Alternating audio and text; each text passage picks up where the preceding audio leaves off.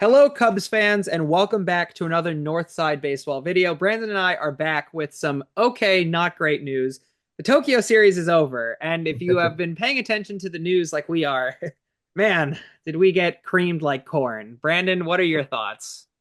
Yeah, I mean, obviously they were games that took place really early in the morning. Not fun to lose when you have to wake up at like 6 a.m. to watch that happen. But I think what upset me the most was just they were like pretty mundane games. Game two was a little bit more exciting just because Shohei Ohtani hit a home run that was not a home run. That fan interfered. We all know that. But regardless, yeah, I mean, look, they're the Dodgers. You know what I mean? Like they're the Dodgers playing in Japan with all their Japanese superstars. It's not the end of the world that the Cubs lost both games here. Yeah, they're starting the season 0-2, but you might as well get the losses out of the way early. You're going to lose games anyway. So, I'm not deflated. I think that obviously it would have been nice to see Justin Steele pitch a little bit better. It would have been nice to see Shota Imanaga not give up four walks, but he also didn't give up any hits. So, I mean, there's good with the bad. Once the Cubs come back to the States next week and they're playing in like their normal full season schedule, there'll be more takeaways to take away. But overall, it was just nice to see real baseball again. Yeah, I again, it was great seeing them play the Dodgers. At the same time, it was really hard seeing Shohei Ohtani get home run after home run after home run.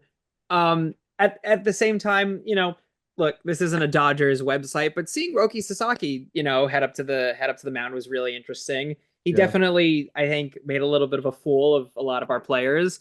I think also it was again, we talked about it a lot in our like lead up to this series. It was really interesting seeing like Seiya Suzuki and just a lot of the Japanese players just walk up onto the field in general. I mean, what an honor it was to even just play this kind of game. I also have to give a lot of props again to Pete Crow Armstrong and of all of our outfield because again, when you're playing a team like the Dodgers, you're going to deal with a lot of outfield catches and defense. And although again, we gave up a lot of runs, our outfield was working great defensively. Again, people will disagree with me and they'll say, "Ethan, what kind of game were you watching?" I would disagree entirely. But again, going into the 2025 season, I think our outfield is looking great. I think we gave up a lot of runs in our infield. Brandon, what are your thoughts on that? Yeah, I mean, it's also different just because you're playing at a stadium that you've never played in before. It's just a different environment. I don't think the defense was bad. John Birdie wasn't great defensively, although in game two he had a really strong offensive game, which was nice to see because I'm not someone who believes like he like has to be on the opening day roster, or the roster post opening day now. But um I think that overall it was just a really good Dodgers team just wearing out a pretty good Cubs team is really just to me what happened. I think that our offense struck out a lot of guys.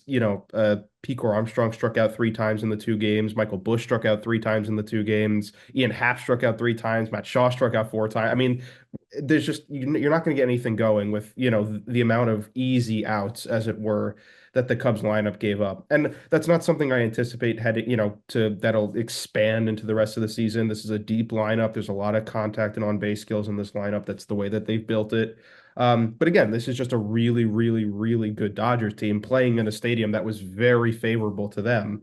So, I mean, yeah, what was the performance disappointing? Yes. Would it have been nice to get a win? Sure, but at the end of the day, it was just, there's stuff to learn. Hopefully Shodi Imanaga again, he gets his control back to where it was last year, where he basically wasn't walking anybody, and Justin Steele's able to, escape a few more of those, jams on the mound. But overall, this series didn't make me like fear for the season.